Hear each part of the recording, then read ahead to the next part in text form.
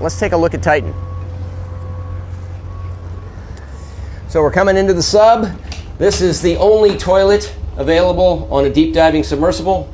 Best seat in the house. You can look out the viewport. We put a privacy screen in, turn up the music, and it's very popular. We have our control screen here, our sonar screen here, and we can put any image we want in the back. We've taken a completely new approach to the sub design, and it's all run with this game controller and these touch screens. So if you want to go forward, you press forward. If you want to go back, you go back. Turn left, turn right, go down, go up. And it's Bluetooth, so I can hand it to anybody. And it's meant for a 16-year-old to throw it around, and super durable. We keep a couple of spares on board just in case. This is the second year we've been out to the Titanic.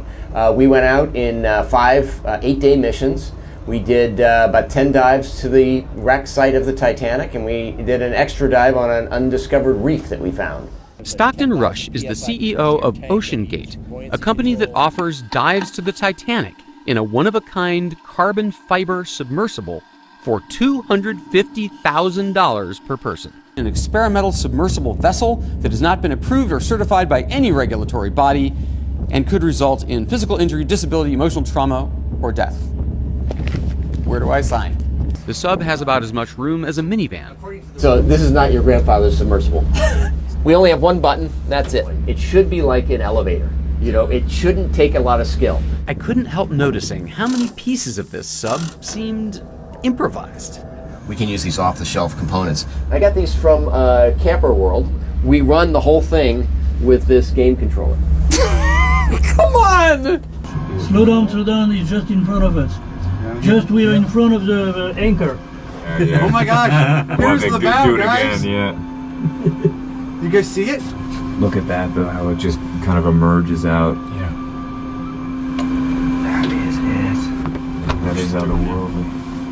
And there it was. This sub has 7 different return to the surface backup systems. So sandbags that drop off, lead pipes that drop off, the legs can drop off, there's an air balloon, there's thrusters, and one of them works even if everybody on board is unconscious. So one of them is a timed release thing that sends the sub to the surface after X amount of hours.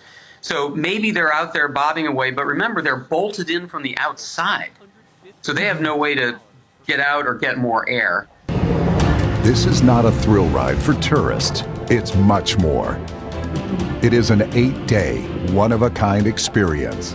You will be trained as a mission specialist and record valuable findings. Commander Paul-Henri Nargelet, leader of 30 dives to the Titanic wreck site. He and other world-class experts will be on all our missions to give you an unrivaled, up-close and personal OceanGate Titanic experience. The sub for me, it's very well done because it's simple. Generally, they have a lot of equipment and a lot of switch. And on this one, you don't have because you work with a screen and with a keyboard, and it's very easy to do that. You are not only a passenger seat and waiting that the time is running and just looking outside. You can do something inside. You can be really a member of the team, and that's great. Don't miss the opportunity to be part of history. The OceanGate Titanic experience. There's truly nothing else like it. What could possibly have happened? Worst situation is, something happened to the hull, and our fear is that, it imploded at around 3,200 meters. And is there anything that the U.S. Navy can do right now? No.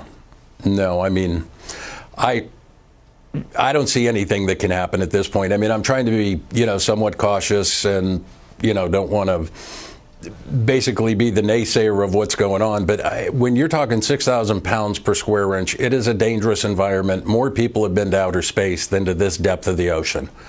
And when you're diving in these situations, you have to cross your T's, dot your I's. You have to do everything absolutely perfect and by the book. And throwing a bunch of tourists in a new sub that, was just created over the last several years, it's not looking good, Jesse.